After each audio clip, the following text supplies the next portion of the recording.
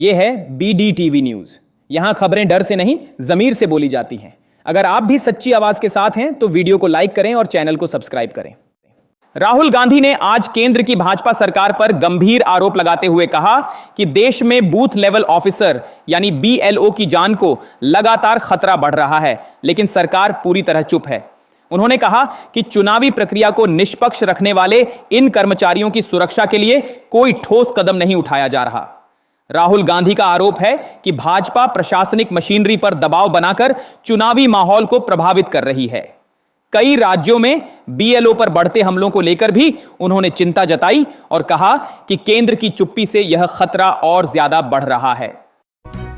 अखिलेश यादव ने कहा कि उत्तर प्रदेश की भाजपा सरकार जनता की समस्याओं से पूरी तरह कट चुकी है और लगातार मुद्दों को भटकाने वाला काम कर रही है। उनका आरोप है कि बेरोजगारी, महंगाई और किसानों के संकट जैसे बुनियादी सवालों से सरकार बचती है, जबकि विपक्ष की आवाज दबाने के लिए प्रशासन का दुरुपयोग करती है।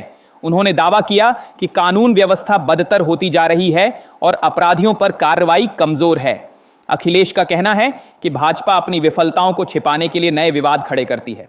उन्होंने चेतावनी दी कि जनता सब देख रही है और अगले चुनाव में इसका जवाब देगी। मौसम विभाग ने चेतावनी दी है कि उत्तर भारत में कड़ाके की ठंड और कोल्ड वेव की स्थिति तेजी से बन रही है, लेकिन लोगों की शिकायत है कि तैयारियां बेहद कमजोर हैं। कई राज्यों में अलाव, आश्रय गृह और राहत सामग्री की व्यवस्था अधूरी पड़ी है। ग्रामीण इलाकों में बिजली कटौती की समस्या से ठंड का असर और बढ़ने की आशंका है। तापमान सामान्य से काफी नीचे जाने के बावजूद प्रशासनिक लापरवाही साफ दिख रही है। विशेषज्ञों का कहना है कि भाजपा शासित राज्यों को समय रहते ठोस कदम उठाने चाहिए, लेकिन अब भी योजनाओं में गंभीर कमियां हैं, जिससे आम नागरिकों की परेशानी बढ़ रही है। अंतर्राष्ट्रीय हालात तनावपूर्ण होते जा रहे हैं और विपक्ष ने केंद्र सरकार की विदेश नीति पर सवाल उठाते हुए कहा है कि लगातार गलत कूटनीतिक फैसलों से भारत की स्थिति कमजोर होती दिख रही है। कई पड़ोसी देशों के साथ रिश्तों में खिंचाव बढ़ा है, जबकि वैश्विक मंचों पर भारत की भूमिका उतनी प्रभावी नहीं रही जितने दावे किए गए थे। विशेषज्ञों का कहना है कि सरकार की प्राथमिकताएं अस्थिर हैं और बातचीत से ज्यादा बयानबाजी पर जोर दिया जाता है। विपक्ष का आरोप है कि भाजपा सरकार दूरदृष्टि के बिना फैसले लेती है, जिससे अंतर्राष्ट्रीय गठबंधनों में भारत का भरोसा भी प्रभावित हो रहा है। देश की आर्थिक हालत को लेकर केंद्र की भाजपा सरकार पर आलोचना बढ़ गई है, क्योंकि रोजमर्रा की महंगाई तेजी से बढ़ रही है और रोजगार के अवसर घट रहे हैं। विपक्ष का कहना है कि सरकार आंकड़ों को तो चमकाकर पेश करती है, लेकिन जमीनी हकीकत बिल्कुल अलग है। छोटे व्यापारियों पर टैक्स का दबाव बढ़ा है, ग्रामीण इलाकों में आय गिर रही है और युवाओं को स्थायी रोजगार नहीं मिल पा रहा। विशेषज्ञों का मानना है कि सरकार राहत देने की जगह प्रचार पर ज्यादा ध्यान देती है, जिससे समस्या गहराती जा रही है। आम जनता को सहजता की जगह सिर्फ बढ़ती मुश्किलें दिखाई दे रही हैं। राज्यसभा में आज भारी हंगामे के बीच GST संशोधन बिल को संक्षिप्त चर्चा के बाद वापस भेज दिया गया, जिससे विपक्ष का आरोप तेज हो गया कि सरकार बिना पर्याप्त विचार विमर्श के बड़े फैसले थोपना चाहती है। विपक्ष ने कहा कि जनता और व्यापारियों पर असर डालने वाले संशोधनों पर उचित बहस ही नहीं कराई गई। सदन में कई सदस्यों ने आरोप लगाया कि सरकार केवल अपनी राजनीतिक सुविधा देखकर आर्थिक ढांचा बदल रही है। इस बीच संसद के बाहर भी विभिन्न संगठनों ने GST दरों और अनुपालन बोझ को लेकर नाराजगी जताई और कहा कि संसद को जनता की आवाज सुननी ही चाहिए। उत्तराखंड में एक युवक का पेड़ पर लटका शव मिलने से स्थानीय लोगों में आक्रोश फैल गया और पुलिस पर गंभीर सवाल उठे हैं। ग्रामीणों ने आरोप लगाया कि क्षेत्र में लगातार आपराधिक घटनाएं हो रही हैं, लेकिन पुलिस की कार्रवाई बेहद धीमी है। इसी बीच अवैध खड़िया खनन से आए भूस्खलन व दरारों के मामले पर हाई कोर्ट ने सख्त रुख अपनाते हुए तेज सुनवाई का आदेश दिया। कोर्ट ने कहा कि प्रशासन ने समय रहते कदम नहीं उठाए, जिससे नुकसान बढ़ा। लोगों का कहना है कि सरकार केवल कागजों में कार्रवाई बताती है, जमीन पर स्थिति लगातार बिगड़ती जा रही है। उत्तर भारत में आज भी कड़ाके की ठंड और घने कोहरे ने आम जनजीवन अस्त व्यस्त कर दिया। कई ट्रेनों में देरी हुई, सड़क हादसों की आशंका बढ़ी और हवाई संचालन भी प्रभावित रहा। लोगों का कहना है कि राज्य सरकारें हर साल की तरह इस बार भी तैयारी में नाकाम रही हैं। अलाव, आश्रय गृह और ट्रैफिक व्यवस्था की कमी हर जगह दिखी। मौसम विभाग ने अगले 48 घंटे तक और कड़ाके की ठंड का अलर्ट जारी किया है। विशेषज्ञों का कहना है कि तापमान सामान्य से काफी नीचे रहेगा, लेकिन राहत कार्य धीमे हैं।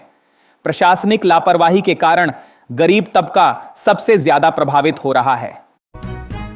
भारत ने श्रीलंका में चक्रवात दितवा से हुई तबाही के बाद मानवीय सहायता भेजी है, जिसमें राहत सामग्री, मेडिकल टीम और आपात सेवाएं शामिल हैं।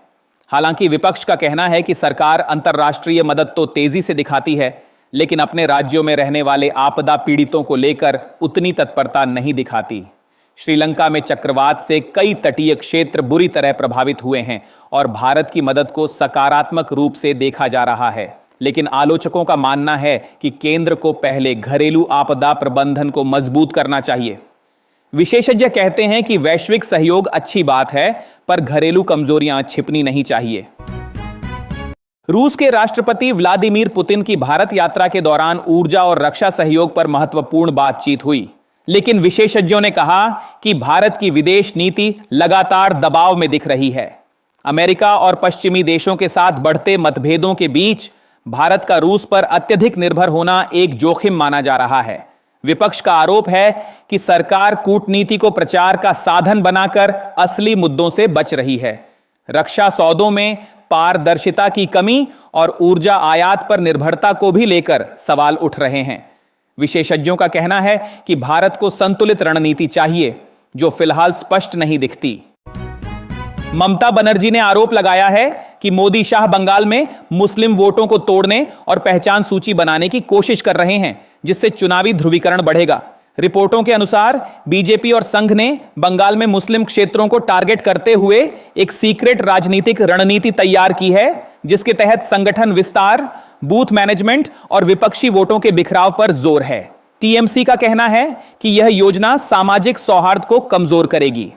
आलोचकों के अनुसार भाजपा कथित तौर पर धार्मिक राजनीति पर निर्भर होकर सरकार बनाने की कोशिश कर रही है, जो लोकतांत्रिक प्रक्रिया के लिए चिंताजनक है।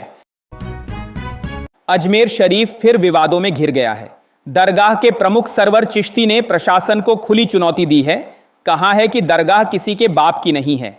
उनके इस विवादित बयान ने कानून व्यवस्था, धार्मिक सद्भाव और प्रशासनिक नियंत्रण पर बड़े सवाल खड़े कर दिए। पुलिस और स्थानीय प्रशासन तुरंत सतर्क हो गए हैं। इलाके में सुरक्षा बढ़ाई गई है। बयान के बाद धार्मिक कट्टरवाद और सांप्रदायिक हिंसा की आशंका पैदा हो गई है। अब सबकी नजर है कि सरकार और प्रशासन इस विवाद को कैसे संभालते हैं, क्योंकि अजमेर शरीफ केवल एक दरगाह नहीं, देश की सांस्कृतिक और धार्मिक पहचान का हिस्सा है। उत्तर प्रदेश के स्वास्थ्य तंत्र में बड़ा बदलाव आने वाला है। योगी सरकार ने 14 जिलों के अस्पतालों की सुविधाओं और प्रबंधन में व्यापक सुधार के लिए बड़ा फैसला लिया है। इन जिलों के सरकारी अस्पतालों में आधुनिक उपकरणों की स्थापना, डॉक्टर और नर्सिंग स्टाफ की संख्या बढ़ाना, मरीजों के लिए बेहतर इंफ्रास्ट्रक्चर तैयार करना और इमरजेंसी सेवाओं को 24 घंटे 7 दिन सुनिश्चित करना शामिल है। इसके साथ ही digital health recording, fast track जांच और उपचार तथा मरीजों की शिकायतों का त्वरित समाधान करने की योजना भी लागू होगी। इससे प्रदेश के नागरिकों को बेहतर और त्वरित स्वास्थ्य सेवाएं मिलेंगी। आईपीएल 2026 ऑक्शन के लिए कुल 1355 खिलाड़ियों ने रजिस्ट्रेशन कराया है, जिसमें देश विदेश के कई दिग्गजों के नाम भी शामिल हैं। इस सूची में अनुभवी भारतीय खिलाड़ी, युवा टैलेंट और अंतर्राष्ट्रीय सितारे शामिल हैं, जो अपनी खेल प्रतिभा और रिकॉर्ड के दम पर टीमों को मजबूती देंगे। ऑक्शन में इन खिलाड़ियों की बोलियां बेहद रोमांचक होंगी, क्योंकि हर फ्रेंचाइजी अपनी टीम के लिए सर्वश्रेष्ठ खिलाड़ियों को साइन करना चाहेगी। क्रिकेट प्रेमियों को इस बार नई जनरेशन और अनुभवी खिलाड़ियों के शानदार मैचअप देखने को मिलेंगे, जिससे आईपीएल 2026 का रोमांच और भी बढ़ जाएगा। पाकिस्तान में सैन्य और राजनीतिक गलियारों में हलचल तेज है। रिपोर्ट्स के मुताबिक प्रधानमंत्री शहबाज शरीफ असीम मुनीर को chief of defence staff CDF बनाने के पक्ष में नहीं है। लंदन से पाकिस्तान लौटते ही शहबाज का प्लेन सीधे लाहौर के लिए मुड़ गया, जिससे स्पष्ट संकेत मिले कि वे सीधे राजनीतिक और सैन्य गठजोड़ की रणनीति पर काम कर रहे हैं। इस दौरान नवाज शरीफ के साथ उनकी बैठक ने अटकलों को और हवा दी कि सरकार और पूर्व प्रधानमंत्री मिलकर किसी बड़े खेल की योजना बना रहे हैं। इस फैसले का असर पाकिस्तानी सैन्य नेतृत्व और राजनीतिक संतुलन पर सीधे पड़ सकता है, जिससे देश में नई खींचतान और रणनीतिक बदलाव की संभावना बढ़ गई है। साल 2026 को लेकर सामने आई भविष्यवाणी ने पूरे भारत में चिंता की लहर दौड़ा दी है। विशेषज्ञों और ज्योतिषियों के अनुसार अगले साल देश को कई विनाशकारी संकटों का सामना करना पड़ सकता है, जिसमें प्राकृतिक आपदाओं से लेकर आर्थिक और सामाजिक परेशानियां शामिल हैं। भविष्यवाणी में खास तौर पर स्वास्थ्य, मौसम और अंतरराष्ट्रीय तनावों पर जोर दिया गया है, जो आम लोगों की जिंदगी को प्रभावित कर सकते हैं। विशेषज्ञों का कहना है कि सरकार और नागरिकों को समय रहते सतर्क रहकर तैयारियों में जुट जाना चाहिए, ताकि इन संभावित संकटों के दुष्प्रभाव को कम किया जा सके। भारत ने श्रीलंका को मानवीय सहायता देने में फिलहाल रोक लगाई है, लेकिन इसके पीछे का असली कारण एयर स्पेस की मंजूरी से जुड़ा है। दिल्ली प्रशासन ने खुलासा किया कि भारत ने कई बार पाकिस्तानी दावों की पोल खोली है, लेकिन पाकिस्तान अब भी झूठ फैला रहा है। एयर स्पेस के बिना किसी भी मदद का सुरक्षित और त्वरित परिवहन संभव नहीं है, इसलिए भारत ने सुरक्षा और प्रशासनिक कारणों से यह कदम उठाया है।